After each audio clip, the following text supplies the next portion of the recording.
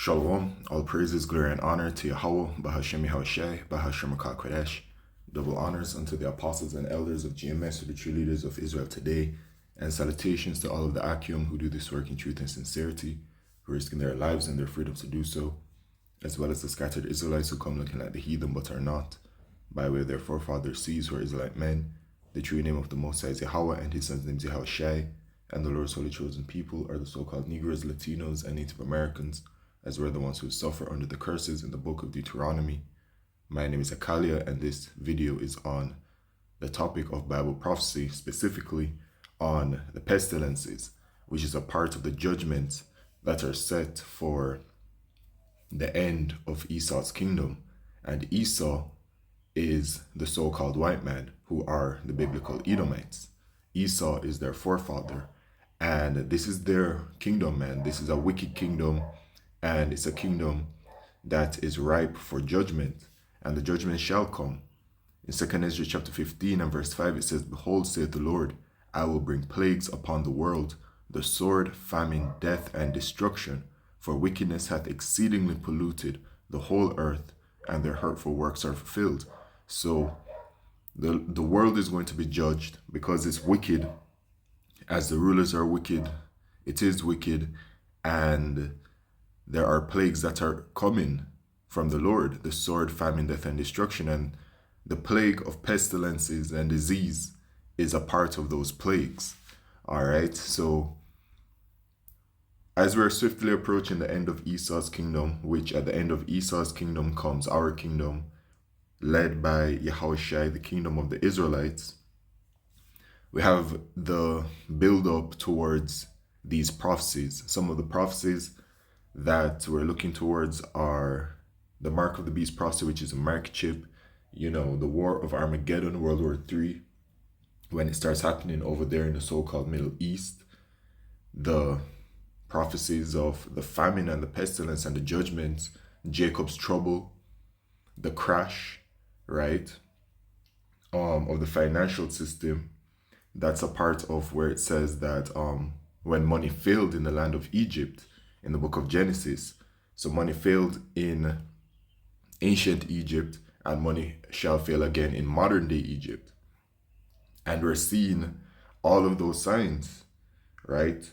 And of course, as well, the destruction of America, which is Mr. Babylon the Great, which Yahushai returns simultaneously. Yahushai actually returns before America is destroyed. So we're looking towards many prophecies that are to come, and the pestilences are brewing. This whole bird flu situation, they've been building on this narrative for the past few months, and they're not pumping the brakes on it, So here it is from Reuters from today, March 17th, 2025. From Reuters, U.S. reports first outbreak of deadly H7N9 bird flu since 2017. Okay, so the current bird flu situation is that they have a different strain that has been apparently going around, and it has affected the poultry, especially the birds. And as such, we have been facing higher egg prices because of that, because they're constantly having to cull that population. And then there was a case where a human was apparently infected by that particular bird flu strain, and they perished. Okay, but now they're saying that the first outbreak of the deadly H7N9 bird flu since 2017. The United States reported the first outbreak of the deadly H7N9 bird flu on a poultry farm since 2017, as the country continues to grapple with another bird flu strain that has infected humans and caused egg prices to hit record highs. So they just have multiple bird flu strains that are apparently active now, with this other one coming back into play. And it's not only the bird flu that is active. They have this thing called the quademic, which is a mixture of 4 different diseases or flus that apparently have been affecting people from America to China to the UK and wherever else in the world. Then there was talks about this Henipa virus in, I believe it was Alabama, And then they were talking about the eye bleeding disease. I think it's called Marburg disease just a few weeks ago. And then there was the whole Ebola scare situation just a few weeks ago in New York City. So it appears that they're not just going to be using one. And when I say they, I'm referring to the wicked elite of Esau, Edom, right? The Edomites were these so-called white people are ruling, but with every nation that is ruling, there is always a ruling class. And their ruling class, which are the elite bankers, they are the ones who set many things in motion regarding the world, because in Job chapter 9 and verse 24 it says that the earth is given into the hands of the wicked, so they have control, right? Esau is in his blessing, which is to have the dew of heaven and the fatness of the earth, and that he would rule by the sword. So they have plans to push forward with their NWO, and at the forefront of that is a market chip, right? But a part of their NWO, there are many different working parts that have to be working for them to push forward with it, right? They have many different pieces moving. Okay, so to bring about their NWO, because they want to bring about the market chip, but they also want to bring about the idea of the cities.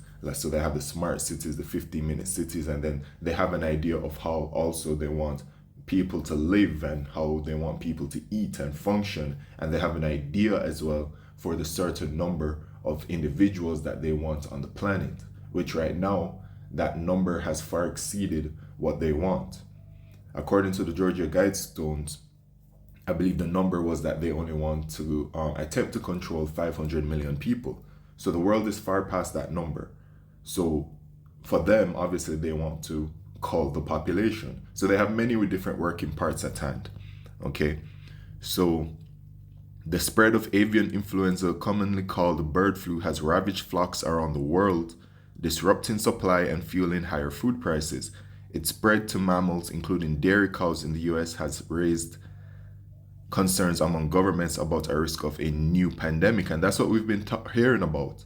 The new pandemic, right? And they've been talking heavily about the bird flu, and they've been building up the narrative for the bird flu. While all of these other things are going on around the world, they are still building this narrative. And the effects of it have been felt due to the egg situation. Now they're talking about it's not just like the birds and the flocks that are being ravaged by the bird flu. They're saying that it's affecting the cows. So anything to do with the cow and its byproduct are going to be affected. I saw an article about if raw milk will be safe for consumption with these cows being affected by the bird flu. So I can only imagine, similar to the eggs, that the milk may start seeing shortages and increase in prices. Okay, and famine is coming, pestilence is coming. The way this bird flu situation is looking, it looks like it's a 2-for-1 special of sorts, because they're saying that they already have a case where it has affected a human and they've perished, and it's affecting the mammals, the flocks, whatever, and then it's affecting what really is a part of the food supply chain. So food is being hit, and at the same time people are being infected, right? And what it is that we're heading towards Jacob's trouble, but we're also at some very early beginning stages heading towards this famine. So it says in Ezekiel chapter 4 and verse 16, moreover, he said unto me, Son of man, behold, I will break the staff of bread in Jerusalem, and they shall eat bread by weight and with care, and they shall drink water by measure and with astonishment, which means that the food is going to be affected, and us, the children of Israel, Jerusalem refers to us, the Israelites. The point is coming where you're going to have to measure food and water by care. You're going to have to be like, okay, you can only eat this much today, this much tomorrow, this much the next day, because of the situation at hand. And this situation with the bird flu can very much bring about this kind of thing, but it is going to come regardless, right? Regardless if it is this or not, right? it is going to come regardless. Where first, because of food shortages or food price increases, people are going to have to be careful with how they're eating because they know that their food supply is limited. Eventually, where it's going to lead towards in Second Ezra chapter 6 and verse 22, it says, "And suddenly shall the sown places appear unsown, the full storehouses shall be suddenly found empty." So the places that have food are going to be found empty. "And the trumpet shall give a sound, which when every man heareth, they shall be suddenly afraid." So the announcement is going to be made that, listen, we're in a famine, or we're heading into a famine, or there are food shortages, and all kinds of things now, all kinds of measures need to be made because the island or the country only has so much food, so you can only purchase, and all kind of limitations. On the eggs already, they're limiting you on eggs. Okay? So it says, "At that time shall friends fight one against another like enemies, and the earth shall stand in fear of those that dwell therein. The springs of the fountain shall stand still, and in 3 hours they shall not run." So because of the famine, people are going to be fighting one another. That's how bad it's going to be. And then the famine as well is going to be so terrible that it's going to lead to cannibalism as well. Okay, for people who, there are cannibals in this world already, you know, but people who aren't cannibals right now will become cannibals in those days that are to come with the famine.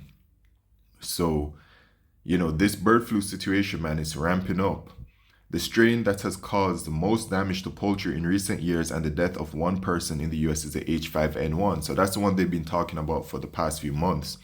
The H7N9 bird flu virus has proved to have a high death rate for humans worldwide, killing 616 people, or 39% of the 1,568 people infected worldwide since it was first detected in 2013 in China, the World Health Organization said.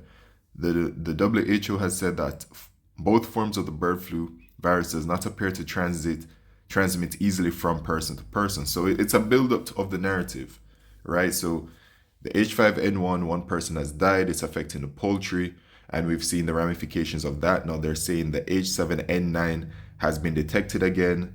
It's found again today, March 17th, 2025, right? First outbreak since 2017. And they're saying this is the one that has affected and destroyed many people. And then they're saying as well, but this one is not transmitted easily from person to person. So they're not, so, they're just taking their time with it. Okay. The latest outbreak of the H7N9 in the US detected on a farm of 47K commercial broiler breeder chickens in Noxubee, Mississippi was confirmed on March 13th, the Paris-based World Animal Health Organization said in a report on Monday, citing US authorities. All right, so the US response to bird flu has disrupted in the early weeks of the Trump administration when federal agencies canceled congressional briefings. All right, so this is just a new story on the block as to how the bird flu situation is developing. And of course, there are other articles, even just, from CBC, the same article again. Here it is from Political EU an hour ago. UN agency warns of unprecedented bird flu threat as H5N1 virus jumps to mammals. Food and Agriculture Organization warns of serious impacts on food production and rural jobs, local economies, and prices to consumers. So this one is different from the pandemic in 2020, where it affected people, or they claimed that it affected people, and we know the entire narrative of it all. We lived through it. This one with the bird flu, they're saying that yes, it affects people, but it's not a severe case as yet. Instead, it's affecting what is really our food supply, you see. So as I said before, it looks like it's a 2-for-1 special, because now they're bringing in the one that is like heavily affects people. You get what I'm saying? And then this right here with the unprecedented bird flu threat as H5N1 viruses jump to mammals. So they're talking about, once again, the bird flu crisis as a highly, and they call it a crisis, man, The United Nations Food and Agriculture Organization is raising the alarm over a rapidly escalating bird flu crisis as a highly pathogenic H5N1 virus spreads from poultry to mammals, fueling concerns over food security and a potential human spillover. You see, this one, man, there's something to it, man. There's something cooking with it. So the virus isn't stopping at poultry barns. H5N1 has also surfaced in wild and domestic mammals, including zoo animals, pets, and dairy cattle. So everybody can be affected by this one, they're saying, basically. Okay? So this is what it is, man. And it's all over the Google. It's all over the internet. All right? Salakia, man. The camera just paused, or the recording paused for a bit, so I'm not even sure which part, but yeah, man, I was saying that the bird flu, the narrative, they're continuing with the narrative, and it's going to keep building, man. It's going to keep building. Okay, so let me bring out another precept. I believe it's Ezekiel. Actually, let me just type in pestilence. And you know, in the book of Matthew chapter 24, Yahushua said it, that we shall hear of wars and rumors of wars. Nation shall rise against nation and kingdom against kingdom, and there shall be earthquakes and pestilences and famines. So we're in that time, because that says it's the beginning of sorrows in the precept, right? Where is it at? In Ezekiel chapter 7 and verse 15. The sword is without, and the pestilence and the famine within. He that is in the field shall die with the sword, and he that is in the city, famine and pestilence shall devour him. So the judgments of Yahweh Shemish are set, and no one can escape them once they're set to destroy said individual. All right, but the famine and the pestilence are coming, and they go hand in hand, right? As it shows right here, and we're heading towards the time of 2nd Ezra chapter 15 and 2nd Ezra chapter 16, okay? And the mixture of the pestilence, the famine, is a recipe for great chaos. And that's what the wicked elite of Esau Edom want, man. They want chaos, because a part of their motto is order out of chaos. So, you know, just continue observing and staying in the spirit. With that, all praises, glory, and honor to Yahweh Shemishai Bashim Kodesh. Shalom.